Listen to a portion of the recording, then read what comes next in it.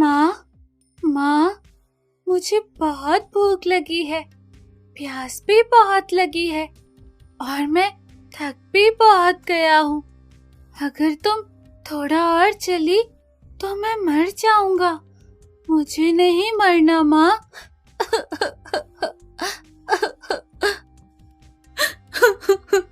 ये कहानी है गरीब रमा की, जिसने एक बकरी रखी है, छम छम बकरी, जो बहुत ही प्यारी बकरी है। रमा का पति किशन बहुत ही बेकार इंसान है, हर समय नशे में डूबा रहता है। अपने नशे पूरे करने के लिए वो किसी भी हद तक जा सकता है। घर बार, जेवर, खेत, हर चीज तो वो बेच चुका था।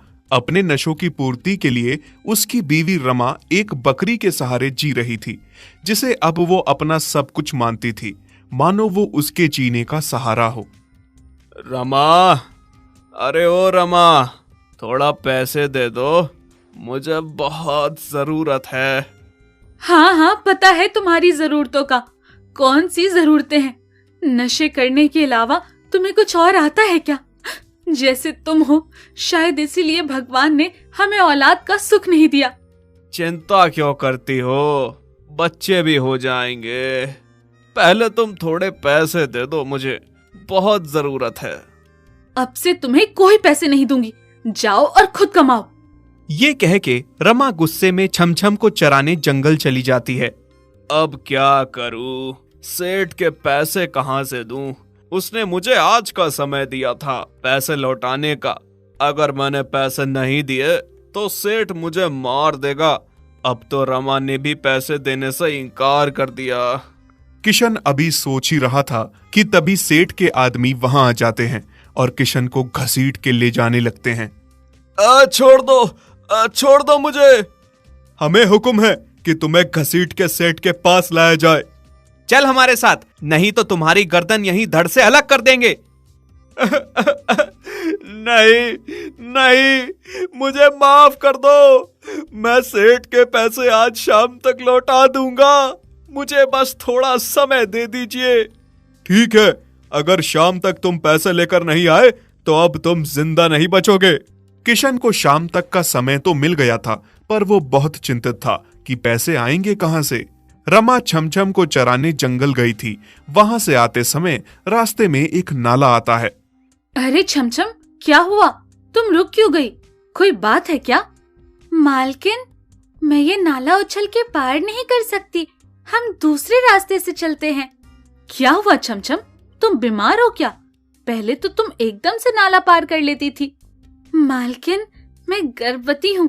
अब मुझे अपने साथ अपने बच्चे का भी ध्यान रखना है, इसलिए मैं ज्यादा उछल कूद नहीं कर सकती। क्या छमछम, सच में तुम गर्भवती हो? ये तो बहुत खुशी की बात है मेरी बच्ची। मैं तो कभी माँ नहीं बन सकी। मैं तो अभागी हूँ। तुम्हारे भाग्य में ये खुशी है जो तुम माँ बनने जा रही हो। अब देखना, मैं तुम्हारा कितना ख्याल रखूंगी। रमा छमछम के गर्भवती होने पे बहुत खुश थी। वो छमछम और उसके होने वाले बच्चे के लिए बहुत सपने देख रही थी। जैसे ही वो घर वापस आती है तो देखती है कि किशन घर के दरवाजे पे परेशान बैठा है। किशन रमा और छमछम को आता देखता है और उसकी नजर सीधी छमछम पे जाती है और वो उठ खड़ा होता है। अरे बाप रे, ये ख्याल मेरे दिमाग में पहले क्यों नहीं आया? मेरे ही घर में इतनी मोटी ताजी बकरी थी और मेरी उस पे नजर ना गई। अब यही बकरी मुझे इस परेशानी से बाहर निकालेगी, मुझे इस कर्ज से मुक्ति दिलाएगी। किशन उस सेठ के पास जाता है जिससे उसने अपने नशे के लिए कर्ज लिया था। आ गए तुम? इतनी देर लगाई तुमने पैसे लौटाने में? लाओ जल्दी मुझे मेरे पैसे दे दो। सेठ जी, पैसे तो मैं नहीं लाया। मेरे पास पैसे नहीं हैं, पर है मेरे घर में एक बकरी हट्टी कट्टी, और अब तो वो गर्भवती भी हो गई है। मैं पैसे के बदले उसे आपको लाके दे सकता हूँ, जिससे आपको डबल मुनाफा होगा। एक तो बकरी का, दूसरा कुछ समय बाद उसके बच्चे का। ठीक है, ले आओ तुम बकरी। शुक्र है, सेठ बकरी लेने के लिए मान गया। अब बस किसी तरह से रमा को बेवकूफ बना के घर से बकरी को निकालना होगा। अगली सुबह जैसे ही रमा छमछम को चराने जा रही होती है कि तभी किशन उसे कहता है, अरे रमा, आज तुम रहने दो, मैं बकरी को चराने ले जाता हूँ। हैं? आज सूरज कैसे उल्टी तरफ से निकल पड़ा? रमा, मैंने सोच लिया है, अब से मैं कोई नशा नहीं करूंगा। नशे में रखा ही क्या है, अब से मैं भी घर के काम काज करूंगा, हर काम में तुम्हारा हाथ बटाऊंगा। मुझे यकीन है मैं सुधर गया हूँ। अगर ऐसा है तो बहुत अच्छी बात है। मुझे बहुत खुशी है इस बात की कि तुम सुधर गए हो। किशन रमा से झूठ बोल के छमछम को ले जाता है और छमछम को चराने नहीं बल्कि सेठ के पास लाता है। ये किशन मुझे कहाँ लाया है? जरूर ये मुझे बेचने लाया है। अब मालकिन को कैसे पता चलेगा कि ये मक्कार मुझे यहाँ लाया है? सेठ जी, अब तो मैं कर्ज से मुक्त हूं ना, अब मैं जा सकता हूं ना? हाँ, निकलो अब तुम यहाँ से और दोबारा अपनी शक्ल मत दिखाना। किशन अपने आप में खुश था कि अब वो कर्ज से मुक्त है। जब रमा शाम को उसे खाली हाथ पाती है तो वो देखती है छमछम उसके साथ नहीं है तो बहुत रोती है। झूठे मक्कार इंसान, मुझे बदलने का झांसा देके छमछम को यहाँ से ले गया।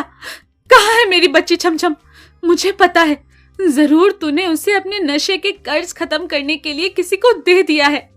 अरे कैसी पत्नी हो तुम? पत्नियां अपने पति के लिए कुछ भी कर गुजरती हैं। तुम एक बकरी नहीं दे सकती? बेच दिया तो क्या हो गया? मुसीबत के समय घर की चीज ही काम आती है, तो यह बकरी मेरे काम आ गई। कितने बुरे इंसान हो तुम, कितने स्वार्थी हो। अपने स्वार्थ के लिए कल मुझे भी बेच सकते हो। छमछम में मेरी जान बसती है, मैं तुम्हें छोड़ सकती हूँ पर उसे नहीं। रमा जैसे तैसे छमछम का पता लगाती है और सेठ के पास जाके बहुत सारी मिन्नत करती है, उसे वापस ले आती है। सेठ सिपाही भिजवा के किशन को बुलवाता है। देख किशन, तुम्हारी पत्नी वो बकरी तो ले गई, अब मुझे मेरे पैसे जैसे मर्जी वैसे चाहिए। मैं तुम्हें 1 दिन का समय देता हूं, मुझे मेरे पैसे चाहिए। और याद रहे, ये तुम्हारा आखिरी मौका है। अब मुझे पैसे नहीं मिले तो तुम्हें मैं पुलिस के हवाले करवाऊंगा। ये सब सुन के किशन बहुत घबरा जाता है। नहीं नहीं नहीं, मुझे जेल नहीं जाना। ये सब तुम्हारी वजह से हुआ है रमा। ना तुम बकरी वापस लाती और ना सेठ मुझे पुलिस के हवाले करवाने की बात करता। अब मुझे कोई फर्क नहीं पड़ता, तुम्हें पुलिस ले जाए या कोई मार डाले, मैं अपनी छमछम और उसके बच्चे के साथ खुशी खुशी रह लूंगी। किशन बहुत चिंतित था कि वो पैसे कहां से लाए। उसके पास बस 1 ही दिन था। ये बकरी ही मुझे यहाँ से बाहर निकालेगी। रात होते ही जैसे ही रमा सो जाएगी, इस बकरी को शहर ले जाकर कसाई को बेच दूंगा और जो पैसे आएंगे सेठ को देके अपनी जान बचा लूंगा। रात को जैसे ही रमा सो जाती है, किशन चुपके से छमछम के निवास में जाके उसको कसाई को बेचने के लिए ले जाने लगता है। मैं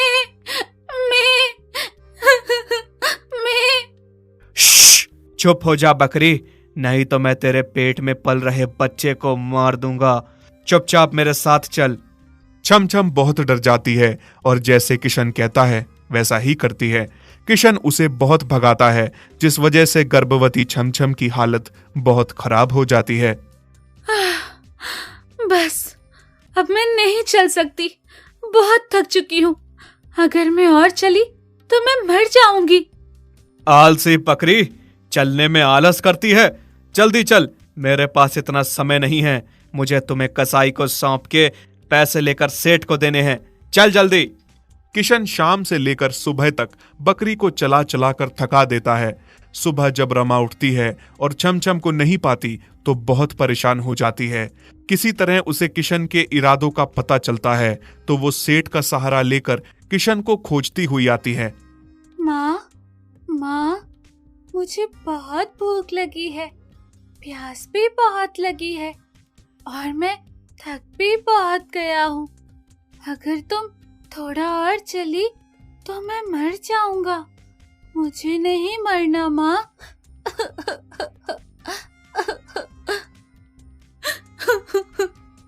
रहम करो, रहम करो, इतने बेरहम ना बनो। मुझे महसूस हो रहा है मेरा बच्चा बहुत भूखा प्यासा है, बहुत थका हुआ है। मुझे कुछ खाने दे दो, मुझे बहुत भूख लगी है। मैं थोड़ा और चली तो मर जाऊंगी, रहम करो। लगता है तू ऐसे नहीं मानेगी। किशन जोर जोर से छमछम को मारने लगता है। छमछम गिर के बेहोश हो गई। उसी समय रमा सेठ और सेठ के सिपाही भी वहां पहुंच जाते हैं और सेठ के कहने पे सिपाही किशन को बंदी बना लेते हैं। छमछम उठो, छमछम मैं आ गई हूँ, अब तुम्हें कुछ नहीं होगा। क्रूर इंसान, तू अपने मतलब के लिए किसी भी हद से गुजर सकता है, किसी मासूम बेजुबान जानवर तक की भी बलि दे सकता है। तेरे जैसा इंसान इस समाज में रहने लायक नहीं है। सेठ जी, इस आदमी को कड़ी सी कड़ी सजा मिलनी चाहिए। मुझे इसकी कोई जरूरत नहीं है, इससे मेरी आंखों से दूर करिए। सेठ किशन को पुलिस के हवाले करवा देता है। रमा छमछम को घर ले जाती है, उसकी देखभाल करती है, जिससे छमछम और उसका बच्चा बिल्कुल स्वस्थ हो जाते हैं। रमा छमछम और उसके बच्चे के साथ खुश रहती है। नंदू के घर में एक काले रंग की बकरी है जिसका नाम मही है।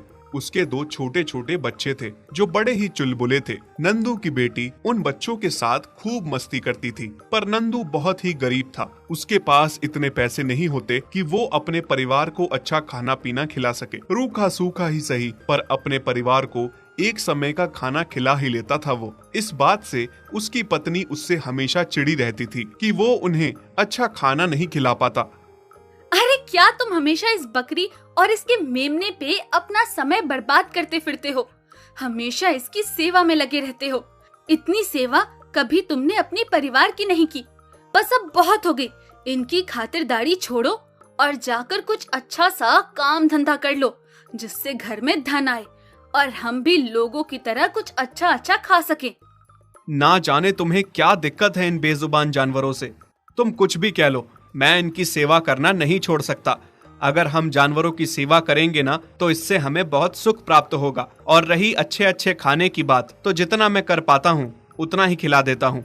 और भाग्यवान, तुम चिंता ना करो, धीरे धीरे सब ठीक हो जाएगा। हमारा भी समय बदलेगा। नंदू और उसकी बेटी को मही और उसके बच्चों से बहुत प्यार था, पर उसकी बीवी को मही एक आंख भी नहीं सुहाती थी। फिर एक दिन की बात है, नंदू की बीवी खेत जा रही थी कि तभी उसे पड़ोसी के घर से खाने की अच्छी अच्छी खुशबू आने लगी और वो रुक के खुशबू लेने लगती है। आहा, पड़ोसी के घर से कितनी अच्छी खुशबू आ रही है खाने की। कैसी किस्मत पाई है मैंने, कभी भी अच्छा खाना नहीं मिला खाने को। भगवान ऐसा निकम्मा पति किसी को भी ना दे जो अपनी बीवी को अच्छा खाना भी ना खिला पाए। ऐसा करती हूँ, थोड़ी देर यहीं रुक के खुशबू सूंघ लेती हूँ। नंदू की पत्नी वहीं बैठ के खाने की खुशबू लेने लगती है। तभी अमीर पड़ोसी बाहर आता है और उस पे खूब चिल्लाता है, तुम क्या मेरे घर की ताका झाकी कर रही हो? चोरी करने का तो नहीं सोच रही हो ना? नहीं नहीं, मैं चोर नहीं हूँ। चलो चलो निकलो यहाँ से। पड़ोसी नंदू की बीवी को वहां से निकाल देता है। फिर कुछ ही दिन बाद उस पड़ोसी की बीवी बहुत बीमार हो जाती है। वो अपनी पत्नी को बड़े तांत्रिक के पास ले जाता है और झाड़ फूक करवाता है, पर उसकी पत्नी सही नहीं होती। तभी एक तांत्रिक सेठ को बताता है कि उसकी पत्नी तभी ठीक हो सकती है जब वो एक बहुत बड़ी पूजा कराएगा जिसमें एक काली बकरी की बलि लगेगी। जल्दी से जल्दी वो काली बकरी का इंतजाम करे। काली बकरी तो गांव में बस नंदू के पास ही थी। सेठ नंदू के पास आता है। क्या मैं अंदर आ सकता हूँ? हाँ हाँ सेठ जी, आ जाइए। पर आज हम गरीबों के घर में कैसे आना हुआ? आप तो हम जैसे लोगों की तरफ देखना भी पसंद नहीं करते। वो नंदू, मेरी बीवी बहुत बीमार है। तांत्रिक बाबा ने कहा है कि मेरी बीवी तभी ठीक होगी जब काली बकरी की बलि लगेगी, और मेरी नजर में तो सिर्फ तुम्हारे पास ही काली बकरी है। मैं तुम्हारे आगे हाथ जोड़ता हूँ, मेरी मदद करो। मैं तुम्हें खूब सारे पैसे दूंगा, पर वो बकरी मुझे दे दो। नहीं बाबा, हम अपनी मही को किसी को नहीं देंगे। मैं मही के बिना नहीं रह सकती। हाँ मेरी बेटी, हम मही को किसी को भी नहीं दे रहे, तुम घबराओ मत। देखिए सेठ जी, हम गरीब सही, लेकिन पैसे के लालच में ऐसे व्यापार नहीं करते। आप चाहे मुझे जितने पैसे दे दें, मैं बकरी नहीं बेचूंगा। नंदू सेठ को बकरी देने से इनकार कर देता है और सेठ को उल्टे पांव वहां से लौटना पड़ता है। लेकिन इस बात से नंदू की बीवी नंदू पे बहुत गुस्सा करती है। ये तुमने क्या किया? सेठ को बकरी देने से इनकार क्यों किया? सेठ हमें इतने पैसे दे रहा था कि हम आराम से घर बैठ के अच्छा अच्छा खाते। वैसे भी तुम किसी काबिल नहीं हो, बीवी को कुछ उसकी पसंद का खिला पाओ। कैसी औरत हो तुम? मैं जानता हूँ तुम्हें मही से दिक्कत है, पर एक औरत होके तुम ये बात नहीं समझ रही हो कि उसके 2 बच्चे हैं जो उसका दूध पीते हैं। तुम चाहती हो मैं दूध पीते बच्चों को उनकी माँ से अलग करके बलि चढ़ाने के लिए दे दूं? ऐसा कभी नहीं होगा, पागल औरत। ये बात नंदू की पत्नी भूल नहीं पाती। उसे अच्छा अच्छा खाना था, खाने की बहुत भूखी थी और इतने सारे पैसों का लालच भी था कि बकरी बेच के सेठ खूब पैसे देगा। एक दिन नंदू किसी काम से बाहर जाता है, तभी नंदू की बीवी सेठ के घर जाती है। प्रणाम सेठ जी। हाँ, तुम यहाँ क्यों आई हो? बकरी देने से तो तुम्हारे पति ने इनकार कर दिया है। हाँ सेठ जी, मैं उसी बारे में आपसे बात करने आई हूँ। मैं आपको बकरी बेचना चाहती हूँ। अभी मेरे पति और बेटी घर पे नहीं है। आप आके बकरी ले जाइए। बस जो भाव आप दे रहे थे उसका दुगना दे दीजिए। 2 गुना नहीं, मैं तुम्हें 4 गुना भाव दूंगा। बस बकरी दे दो। सेठ नंदू की बीवी को खूब सारे पैसे देता है, जिससे देख के नंदू की बीवी की आंखें फट जाती हैं और वो खुशी से पागल हो जाती है। फिर सेठ नंदू की बीवी के साथ मही को लेने उसके घर जाता है। उस समय मही अपने बच्चों को दूध पिला रही होती है। अरे बस हुआ तेरा दूध पिलाना, चल अब यहाँ से चलती बन। माँ, ये लोग आपको कहाँ ले जा रहे हैं माँ? मेरे भी कुछ समझ में नहीं आ रहा, कहाँ ले जा रहे हैं पता नहीं। शायद मुझे बेच दिया, पर इतने छोटे छोटे बच्चों की माँ को कौन बेच सकता है भला। ना जाने मालिक भी कहाँ रह गए, वरना वो मुझको कभी बेचने नहीं देते। नंदू की बीवी मही की रस्सी खोल के मही को सेठ को सौंप देती है। मही और उसके बच्चे रोते रहते हैं। माँ, हमें छोड़ के ना जाओ। मेरे बच्चों। बच्चे मही के बिना तड़पते रहते हैं। नंदू की बीवी मही को बेचे हुए पैसों से खूब सारा राशन खरीद के लाती है और अपनी पसंद के ढेरों पकवान बना के बाहर बैठ के खाने लगती है। अरे वाह, कितने दिनों बाद ऐसा अच्छा खाना खा रही हूँ मैं। नंदू की बीवी खाना खा रही होती है कि तभी नंदू और उसकी बेटी आ जाते हैं। अरे, ये तुम इतने सारे पकवान कहाँ से खा रही हो? क्यों? मैं अच्छे पकवान नहीं खा सकती क्या? हमारे घर में हमेशा रूखा सूखा ही बनता है। मैं इसलिए पूछ रहा हूँ, ये पकवान कहाँ से आए? बाबा मही नहीं मिल रही है और उसके बच्चे भी बहुत रो रहे हैं। नहीं मिल रही? क्या मतलब है? कहाँ जा सकती है? नंदू और उसकी बेटी मही को हर जगह तलाश करते हैं, पर मही कहीं नहीं मिलती। बताओ, मही कहाँ है? तुम ही घर पे थी, मैं तुम्हारे भरोसे छोड़ के गया था। कहाँ गई मही? बताओ मुझे। हाँ, बेच दिया मैंने उसे सेठ को, और सेठ ने इतने सारे पैसे दिए हैं कि तुम सारी उम्र घर बैठे खा सकते हो। माँ, तुम कितनी बुरी हो। इतने छोटे छोटे बच्चों को उसकी माँ से अलग कर दिया, वो भी बलि चढ़ाने के लिए। अगर मुझे भी तुमसे कोई दूर कर दे तो? ऐसा ना कहो बेटी, तुझे मुझसे कोई दूर नहीं कर सकता। खुद पे बारी आई तो बुरा लग रहा है। जरा उन बच्चों और उनकी माँ का सोचो, जिनको तुमने चंद पैसों के लिए अलग कर दिया। छी, कितनी गंदी सोच है तुम्हारी। सेठ तांत्रिक को बुला के अपनी बीवी के लिए पूजा करवा रहा होता है। फिर जैसे ही मही की बलि देने वाला होता है कि तभी नंदू और उसकी बेटी पुलिस को लेकर वहां पहुंच जाते हैं। गिरफ्तार कर लीजिए इंस्पेक्टर साहब, इस सेठ और इस तांत्रिक को। ये बेजुबान बकरी की बलि दे रहे हैं। नंदू, मैंने इस बकरी के ढेर सारे पैसे दिए हैं। इंस्पेक्टर साहब, खरीद के लाया हूं मैं इस बकरी को। ये लो सेठ, तुम्हारे सारे पैसे वापस, और हमें हमारी बकरी वापस करो। मैं पैसों के लालच में अंधी हो गई थी। एक माँ को उसके बच्चों से अलग करके पाप किया मैंने। तुम पागल हो गए हो सब, पूजा में विधान डाल रहे हो। आप अंधविश्वासी ना बनिए। आपकी पत्नी किसी बलि से ठीक नहीं होगी। आपकी पत्नी को मिर्गी की बीमारी है, इसका इलाज सिर्फ और सिर्फ डॉक्टर ही कर सकते हैं। हाँ सेठ, इस बीमारी का इलाज बस डॉक्टर ही कर सकते हैं। तुम कितनी भी बलियां लगा लो, तुम्हारी पत्नी कभी ठीक नहीं हो सकती। सेठ, तुम्हारी पत्नी कैसे ठीक होगी जब तुम दूध पीने वाले बच्चों से उनकी माँ को छीन के उसकी बलि लगाओगे? अंधविश्वास से बाहर निकलो और अच्छे से डॉक्टर से अपनी बीवी का इलाज करवाओ। सबकी बात का सेठ पर असर होता है और वो बहुत शर्मिंदा होता है। कितना गलत करने जा रहा था मैं आज। अगर आप लोगों ने सही समय पर आकर मुझे नहीं रोका होता तो मेरे हाथों से कितना बड़ा पाप हो जाता। अंधविश्वास में डूब गया था मैं, कोई सही राह दिखाने वाला नहीं था। अब मुझे समझ में आ गया है कि मुझे अपनी पत्नी का इलाज कैसे करवाना है।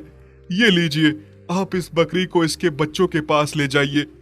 नंदू मही को घर ले आता है और बच्चे अपनी माँ को देख के बहुत खुश हो जाते हैं।